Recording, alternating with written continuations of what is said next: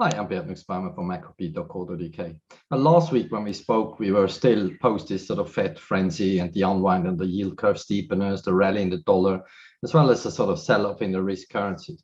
Fast forward a week, things look slightly different. We've seen the sort of expected correction after the sort of bigger move that we have seen. The Fed speakers this week didn't really help. A little bit sort of the softer tone that we got this week, which seems to have taken a little bit of sting out of the event from last week. The correction we see now is really in the next few days, you're going to see whether this is the correction and the sort of move that we've seen last week. So the Fed story is going to stay alive.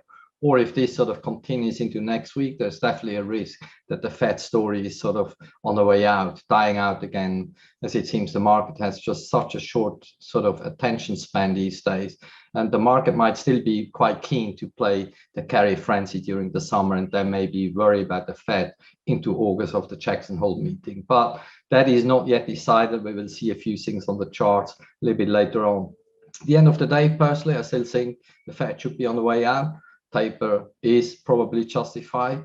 I think the Fed policy is still geared towards the emergency level from March 2020. And no matter what you think, inflation transitory or not transitory or whatever, reality is we are not in March 2020.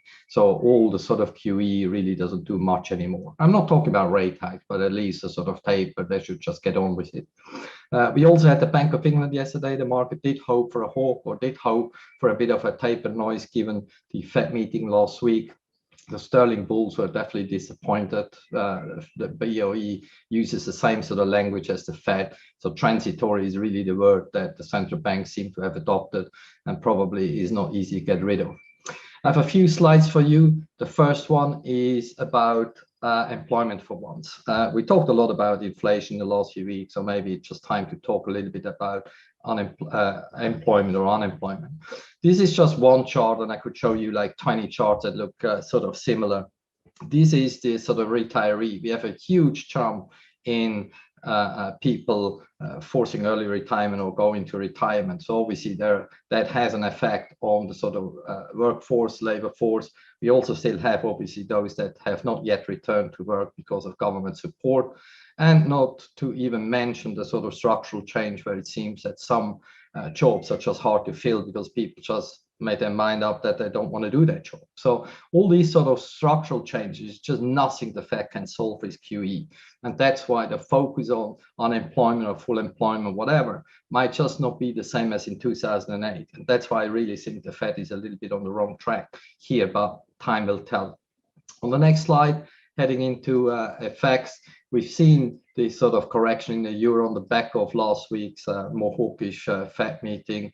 We had obviously this sort of bounce after we held the first downside levels. 119.45.50 is the sort of key. We hang around here all week, and that's why I meant going into next week, whether we fail here or break higher will decide whether the Fed story is going to stay or is on the way out. Personally, I still bank on the Fed story to stay, but you know, I have to respect the market in case the market speaks a different language.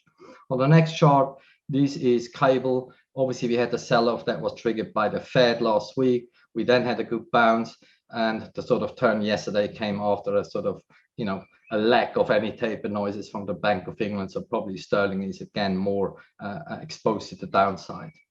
Next one, this is DXY, really the same as what I showed in the euro. The blue line there is a 200-day moving average at 91.50 that held. We definitely have to sort of get back above 92. If we do that next week, then the dollar really going to create more upside. And I'm hopeful that the Fed story is going to hang around for a little while longer. The next chart is dollar max. We had a surprise rate hike by 25 basis points yesterday by the Central Bank of Mexico.